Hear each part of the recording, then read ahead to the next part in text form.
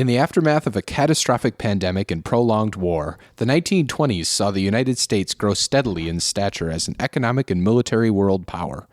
The Senate did not ratify the Treaty of Versailles imposed by its allies on the defeated Central Powers. Instead, the United States chose to pursue unilateralism. The aftershock of Russia's October Revolution resulted in fears of communism in the United States, leading to a Red Scare, and immigration laws were passed to strictly limit the number of new entries. We remember these times as the Roaring Twenties due to their great economic prosperity, albeit with a small weakness in agriculture. Ignoring any troubling warning signs, a financial bubble was fueled by an inflated stock market, which later led to a massive crash on October 29, 1929. This, along with other economic factors, triggered a worldwide depression now known as the Great Depression. And during this time, the United States experienced deflation as prices fell, unemployment soared from 3 to 25% in 4 years, farm prices fell by half, and manufacturing output plunged by a third. Then, in 1932, Democratic presidential nominee Franklin D. Roosevelt promised a New Deal for the American people, coining the enduring label for his domestic policies. And the result was a series of permanent reform programs, including relief for the unemployed, assistance for the elderly, jobs for young men and women, Social Security, unemployment insurance, public housing, bankruptcy insurance, farm subsidies, and regulation of financial securities. Ideologically, the revolution established modern liberalism in the U.S. and kept the Democrats in power in Washington almost continuously for 3 decades as America pulled itself out of its depression. The Great Depression and the New Deal were decisive moments in American political, economic, and social history, and it fundamentally reshaped our nation. Nearly 100 years later, we can obviously disregard all of this. Today on the show, we revisit Budweiser.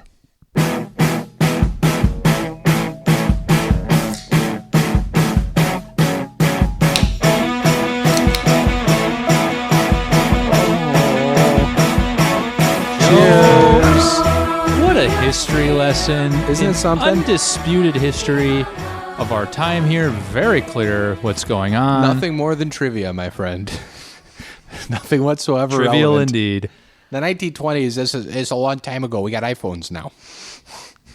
Who cares what happened then? Wow. Okay. What do you think? You're a big My Pillow fan, right? What do you think about My Pillow? Go back to this. How was your first drink I don't of Budweiser? want to talk about My Pillow. Honestly, very good. It's sweet. It's much sweeter than I remembered. Right. Well, that's the whole. Typically, a critique of like rice-based beers is they're sweet, right? Too But this sweet, tastes good. It's really, smooth. really refreshing. We are sitting in a cavernous cabin. I mean, this is truly the Cold Cans money at play here. We're on a writing retreat this weekend, Nick. We are. And so this is, I believe, the first beer we've cracked on this writing retreat. We're now reviewing. It is the first true, right? beer we've cracked. Yeah, that is true. Other things may or may not have been cracked. But this beer is the first one, and it tastes delicious. I agree. I really like the first few drinks.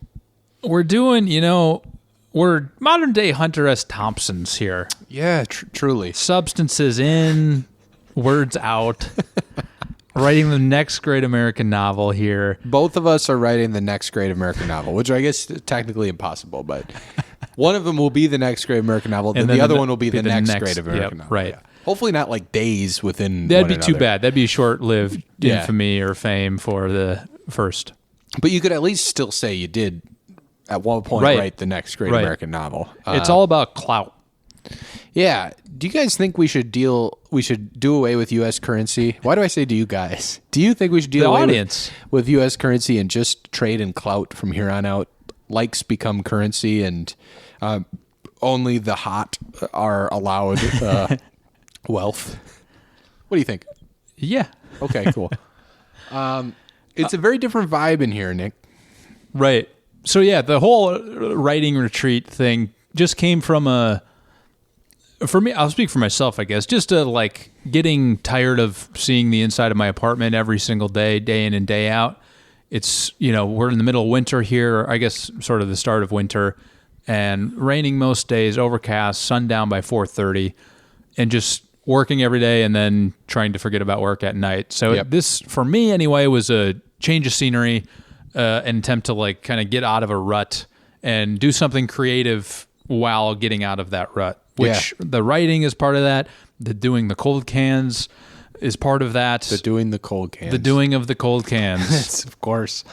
I completely agree with you on that front. The pandemic has isolated all of us. We're going a little bit insane in Seattle. You get the cabin fever. So what better way to break cabin fever than to come to a cabin with your friend?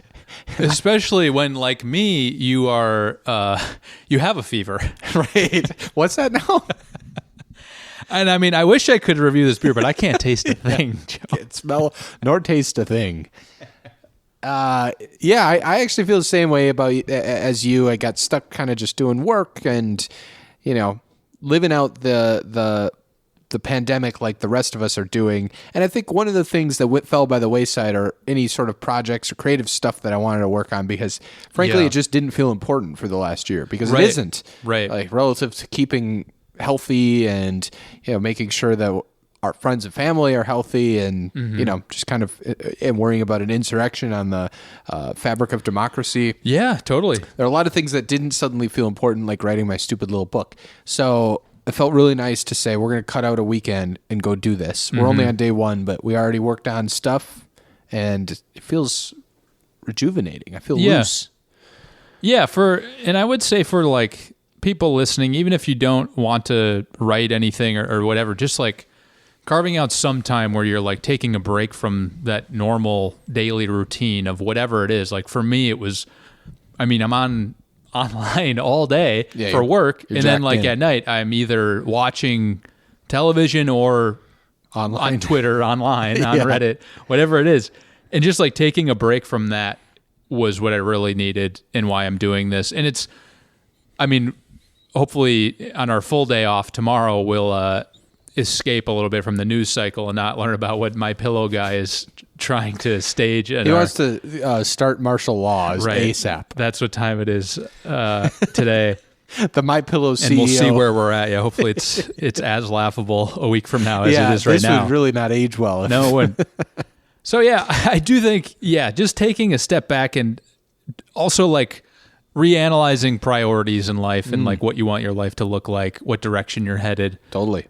What's important to you. I'm glad we took the time to do this, truly. I couldn't agree more. It's if you're kind of going through, and routine is important and it needs to be most of your life. I honestly think that escape is only valuable because it's a break from routine. If it were your everyday life, then that would be routine. You need a break from that.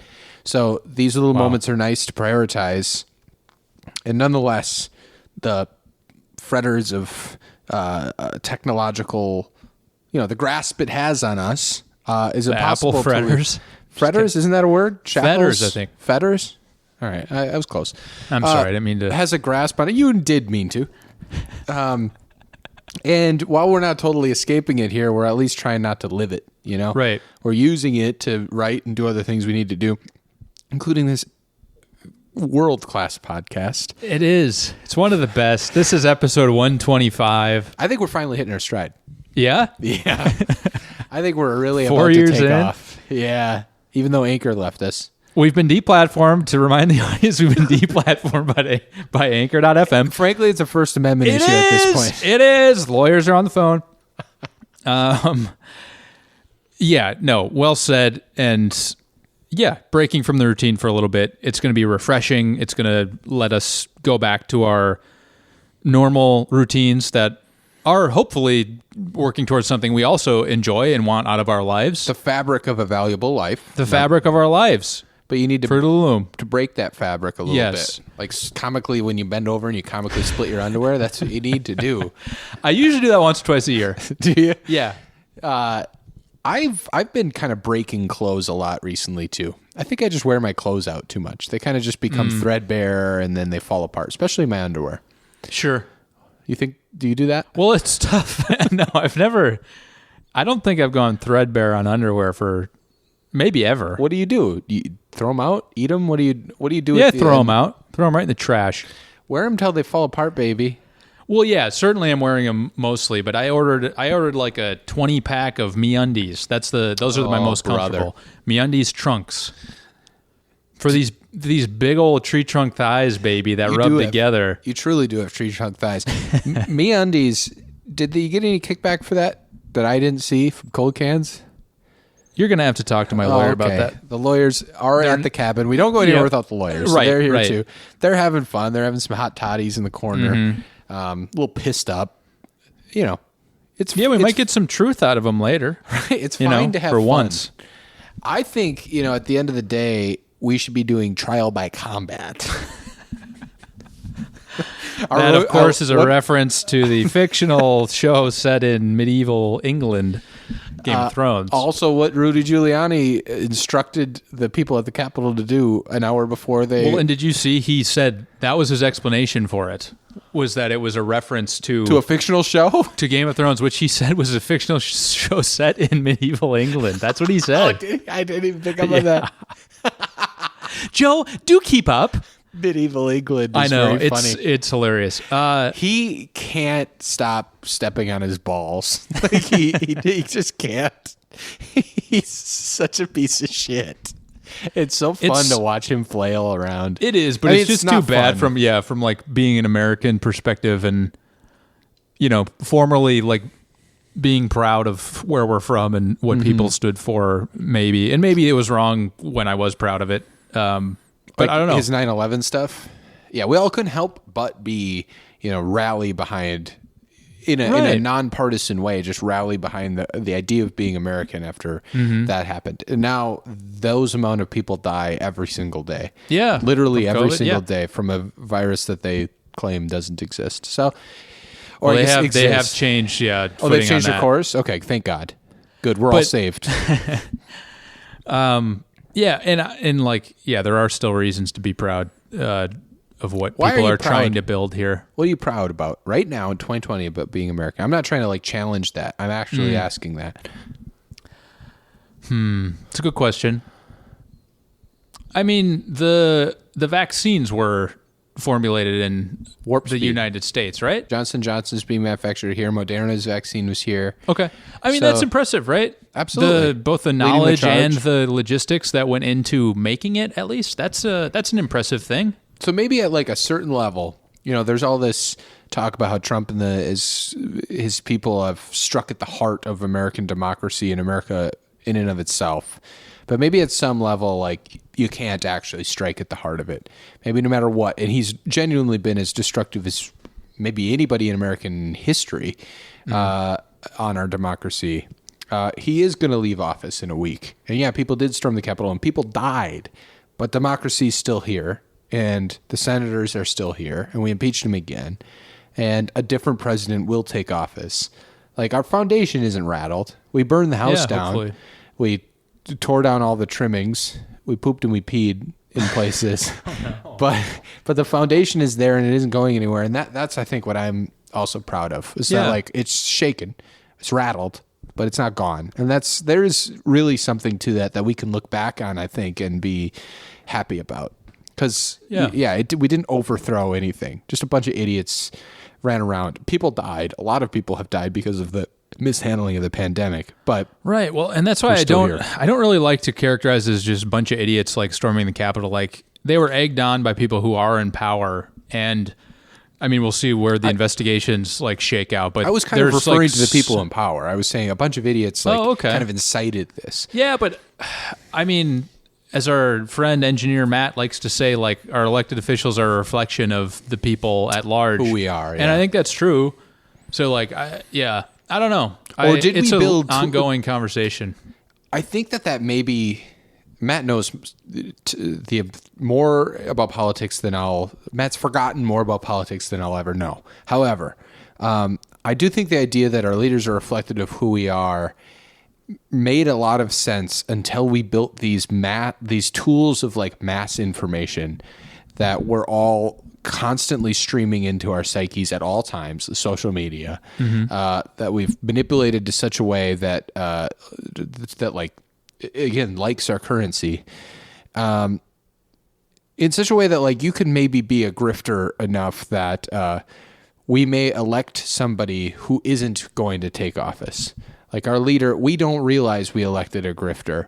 I genuinely think a lot of the people that... the misinformation you're saying. Yeah, misinformation is more prevalent now. Electing. Okay. It's more prevalent and more powerful now than it ever has been. Certainly more powerful now than it ever has been. We haven't been able to just get the news and information in 5 seconds. I Googled My Pillow guy to figure out why he was in the news. And in 5 seconds, I had a full picture of what was happening. In the past, we didn't have that. So the misinformation, the stream of that directly into your fucking brain is different than it ever has been, which would allow you to basically lie your way to an office. If people think that somebody different is there, whatever facade you've put on is the one that's in office, when really you're a complete grifter behind the scenes. I know it's always been possible, but it's, I think, easier than ever before to do that. Yeah, maybe. Just, the like plurality of information available. I do think... And how we're moving to a world where plurality is disincentivized. You're not clicking on a headline that's like, both of these things are true. And, it can be true that like, whatever, this tax law should be this, but also we should do this to help these people. No, you have to be on that camp or that camp. Mm-hmm. You fuck yourself if you believe any idea from the other camp. Yeah. I didn't know we were going to go down this I was going to say, how's the Budweiser tasting? Because, I guess Budweiser, as our previous episode on Budweiser called America at the time. Yep. This is a discussion of America again. I mean, there's a lot of thoughts around it, I guess. Like, I don't know. I don't want to go into it, honestly. Nick got emotional, and that's actually real. You should. I think part of what we're trying to get away from is that, right? Like, we elect politicians so we don't have to worry about everything on a daily basis, and our constantly being tapped into the news, we are worrying about it constantly because we've elected people that are not doing a good job at it. But that's exactly and we shouldn't have to do that, though. We shouldn't, but the core of democracy is if the elected officials fail us, we need to be, it's our responsibility to be involved. I don't want to be involved. I want boring, old, evil politicians either side of the fence doing greedy, boring, old shit. But we're in such an inflection point right now that it's the responsibility of every citizen to be aware, to be knowledgeable, to fight back against it, such that we can use what little power we have to all collectively fight back and not just be apathetic to it and change it. So now some boring old person, Joe Biden, will take office and do boring old bullshit, evil politics stuff. And they'll fight with each other. And hopefully, because it's not so insane and out there, and again, we're not inciting violence with people with flags that make the president look like Rambo, like running into the fucking office and stealing lecterns. If we get away from that, hopefully we can back off a little bit and just enjoy our lives, because boring old politics as usual is happening. It feels like a responsibility that we have right now. And I think we've, by a large, done our job. We all went out and voted, and it is happening. Right. We're just waiting now. I agree. Yeah, we do have to care right now. But I guess I was saying like this weekend and was like an escape from that. This little weekend. And then somehow it went right into it. Maybe because I did my whole intro on like the history of America. Right. Which, maybe is fair enough. It's fair enough. The intro was good because, hopefully we can learn from the past a little bit. Yeah. And we'll see. I don't know. I didn't want to take us down. We can re-record this whole thing, or we can release it as in the raw. We'll release it raw. We can't. Yeah, we shouldn't be scared of what we're saying. We're not saying things that are inciting violence, and this is not hate speech. No, but we're digging because those are things that should be brought down. It's not free speech to say that violence should happen. That's not free speech. You can't scream fire in a theater. Yeah. That's effectively what's happening. Hey, but we have been deplatformed by Anchor. We have. We broke the terms of agreement with... No, we didn't. We are still on the Anchor platform. They're just not paying us money anymore, which is kind of bullshit, if you ask me. I want to go. I don't want to go right into rankings. I don't want to take the bullet train home. I don't want anything that drastic, okay? However, I do want to just point out that currently, this is our number 88 ranked beer. Oh no! In the rankings, and it's below shit like Michelob Ultra, Miller 64, Miller Lite, Chefenever Hefeweizen Grapefruit beer. There's a lot of stuff above this that is worse. Even like a top 20 beer Foster's is worse than this. So there's serious reshuffling to do, and it made me think of a Snapchat we got, which is on coldcanspodcast.com/history. If you go through our history of what happened since the day we started, the most important history we can learn from going truly, forward. Truly, yeah. No other history is as important. Cold Cans Nation history. Maybe we should call ourselves Cold Cans Community. Cold Cans Nation kind of sounds like we're some of the people at the insurrection at the Capitol. Cold Cans Community? Sounds communist to me, Joe. Well, I'm a socialist. I'm voting Ted Cruz. Anyway, I got a Snapchat years ago from our friend Soda Pop. I won't say his full name, but our friend Soda Pop, and he said the Cold Cans crew ranked America very low, or Budweiser very low. They must be terrorists, which was partly a joke and partly him saying he likes, and I know the man enough to know that he loves Bud Heavies. Okay. And we're drinking a Bud Heavy right now, not a Bud Light. The man loves a Bud Heavy. And we shit on it. And now we're sitting here drinking in a cabin. Mature, still virile, but mature young men. So much smarter than we've ever been. Ever been. And this is the smartest I've ever been in my life at this moment. And we're both saying, this is pretty fucking good. It is pretty fucking good. It's sweet. I think I am starting to like the rice beers a little more than I used to. This actually tastes smooth. Like if you blind taste tested me this Ice maker's crumbling.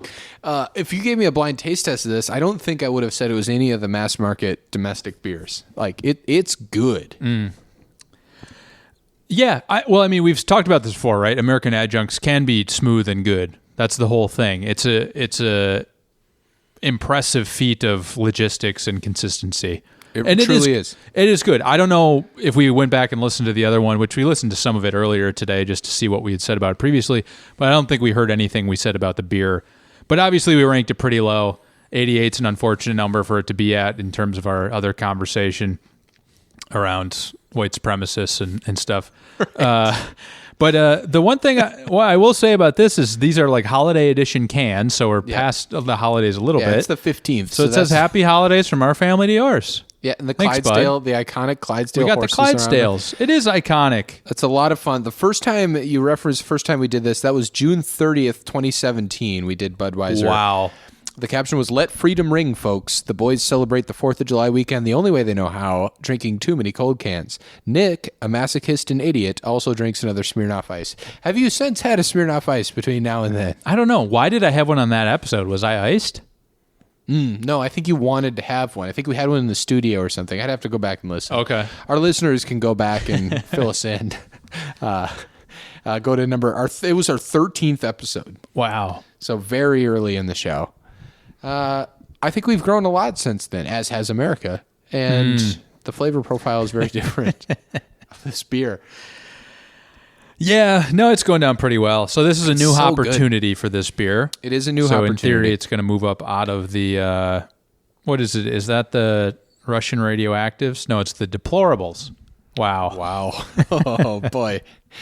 Hey, fuck yeah. I'm happy for us going there at the time. If you like Donald Trump, you can really, truly, and legitimately go to hell. You can fuck yourself. All right, I would be curious what information that person is basing that off of at this point, right? I would too. You're right. You can't just you can fuck yourself.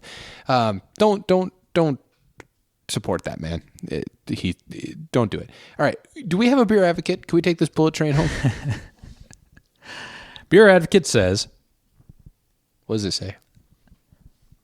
It is previously on the Cold Cans rankings. It was rated as a 58 or awful. Yes.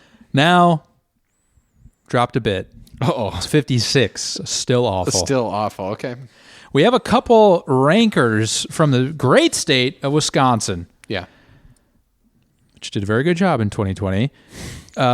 Hybrid Noise Bloom says, "Look, I'm not going to lie. This is the worst beer I've had. Notes of nothing in particular, maybe wet cardboard or basement dust. Oh, come on. I genuinely don't understand why people drink this. Doesn't even taste like beer to me. No malt, no hops, just musty rice water." Sorry, Libs. What's the score? 1.59 out of 5. That's horseshit. Okay, I'll give him that the no hops thing. Yes, it's not a hoppy beer. You're drinking a goddamn Budweiser. What do you think you're going to taste here? But the no malt thing is bullshit. There's a malty flavor in this. It's not pronounced. It's not a great beer. Right. It's pretty subtle flavor. But yeah, I mean, like, it's the same thing. It's drinkable. It's drinkable. Utterly drinkable. It's the same thing as shitting as on like a McDonald's and being like, I don't get it. I ate it. It's absolute fucking garbage. It tastes like paper, and there's no like delicious sirloin taste in the burger. Yeah, of course not. You're at a McDonald's, and it doesn't taste like paper. It's pretty good. It's the same thing here. It's like you said, this is a genuinely American beer, a marvel of sort of manufacturing, of supply chain, of everything to make it taste this good. Budweiser is the Operation Warp Speed of breweries. It really is, and the vaccines are about as good as a Budweiser. Harder to get though. That's the marvel of Budweiser. It's at every grocery store you see. It tastes fine. It's at a great price point. There's something to be said about all that. To just blindly shit on that and be like, it's not good. My craft beer is better. Of course it is. That's not what it's trying to do. And perhaps we're getting at another deeper level of online discourse versus real world experience and how easy it is to shit on things and be a nightmare online versus experience and living the real world. Why is our inclination to be a nightmare and to complain and to be a critic? Why can't we just go... Everything's pretty good. It's so easy to shit on things, right? Because it's easier than saying it's good. Isn't that easy too? Well, it's easier to come off like you're smart and have a personality if you're shitting on things all the time. I see. So everything is bad. That makes me refine. Like, I must know what I'm talking about. Right, because right. I have enough knowledge to know what's good. To know this is bad. Yeah. To know that this is bad and beneath me. That's it. Beneath me. I have better things in my life than Budweiser. And we have never been guilty of that on this podcast. Never once. Who's the guy who can fuck himself? Who's the beer guy? Jeff Allworth, who can fuck himself. He's a big beneath me guy. Is he? I haven't read much of his stuff. I just know he stiffed us that one time. He's a permanent ban list. Supposed to be a guest. Yeah, Jeff, true. If you're listening, He's on the no-fly list. You can fuck yourself, Jeff. Much like the insurrectionists at the Capitol, you're on the no-fly list in Cold Cans Nation. All right. Should we rank it? Yeah, so this will be a new Hopportunity, so we can move it up, down, or leave it right where it is. Up, down, side to side. Do I have a place? I have a place unlike any place you've ever seen. Do you have a tier? Should we 3, 2, 1 a tier and then a ranking? Let's 3, 2, 1 a tier. All right. 3, 2, 1, the olive loaf. Look at us. We've been in a cabin for long enough, doing enough stuff. We'll leave it at that. Cabin cousins. To know that we're cabin cousins. Kissing cabin cousins. All right. We're both in the olive loaf. Now, the olive loaf spreads its wings from number 61, Trader Jose's Premium Dark Beer, all the way down to number 74's Eyinger Brauweiss. Wow. So there's 15 Eyinger beers. is a 92 on Beer Advocate or outstanding, and it's our number 74 beer. Neither one of us like the weedy beer, though, so it is what it is. Which I think, we'd still think it's a Hefeweizen. I don't like those types of beers. No. And it's a subjective podcast, so everybody can go to hell. All right. I have a spot. Let me lock it in. Okay. I have a spot. Much like the hit show on Fox that you should check out every weekday from 4 to 5 p.m. with Clay Travis or whomever. Oh, no. Lock it in. God, no. no. Cousin Sal's in it, I think. Oh, boy. Let's rank it. It's a shame. They do a betting show. We've just decided as a public. You take an affront to this a lot. You're more than me. You don't like that all the sports media companies are just I would like we're someone who pro-betting. has more of a history knowledge of the downfall of Rome, of when we just let everything go and it's all fine. Yeah, we can just bet on stuff all the time now. We're talking about the sports betting proliferation of all these shows. Win Terry's money, lock it in on the Fox Sport. Everything. Of course, the Scott Van Murdoch Pelt, the companies. main Sports Center guy, all he shows now is the whatever, lock beats. of the week. Yeah, bad beats. That's what it is. When someone has it locked in from the betting perspective and then something weird happens in the game and wipes it out. They lose their bets. That said, Nick and I have been sports betting literally about an hour ago. All right, here we go. Let's 3, 2, 1 this. Ready? 3, 2, 1. 69. Wow. Okay. So you had... Oh, okay. You were moving it up. I was the last... It was going to be the last beer in the spot loaf. in Olive Loaf. And you had it as our new 69. I was going to put it right below Miller High Life because I Bud and Miller, I like keep in the same mind slot. All right, let's talk about the chasm between there then. Let's do it. You had it. You had chasm cousins. Kissing chasm cousins. Kissing chasm cousins. Number 68 was Miller High Life. Your 69 is Budweiser, and 70 would be Dale's Pale Ale. So everything in between us is Dale's Pale Ale, Lake Huron Blueberry Berlin Weiss Ale, Melvin Killer Bees, Tiger, Heineken, and Eyinger Brau Ice. And I had it at below Eyinger Brau Ice and above Busch Light between those tiers. Which also, the right below Busch Light is Bud Light Lime. Way too low on the list. Way too low. We need that should be a top 10 new beer. hop, yeah. It's so good. Which I got in a Twitter argument with that fucking musician that one time who was like, this podcast and this guy is an idiot.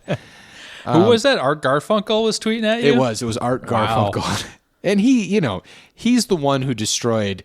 he has a voice, but other than that, was a talentless hack and destroyed Simon and Garfunkel. Oh boy! Okay, he's the one who brought like the lawsuits or whatever the fuck it was. He's an egomaniac. Wanted his money. Paul Simon wrote the music. All right, so I don't feel attached to anything that was in between there. Like, what do I love between Eyinger, Heineken? Don't love it. Tiger, Melvin Killer Bees, Lake Huron Blueberry Berlin Weiss Ale. Barely remember. Dale's Pale Ale. Don't really like. I like a Miller High Life. I'll say that. Tecate, Summer Shandy. Where'd you have it at? 65. I've got a pee, Joe. You keep deliberating. Oh Jesus. Nick's leaving to pee. Just set his mic down. I'm not in love with anything, so I think I'm gonna sign off on his. What was it, Nick? What was your ranking? What was your ranking? 69. Oh, wait, I way too high then.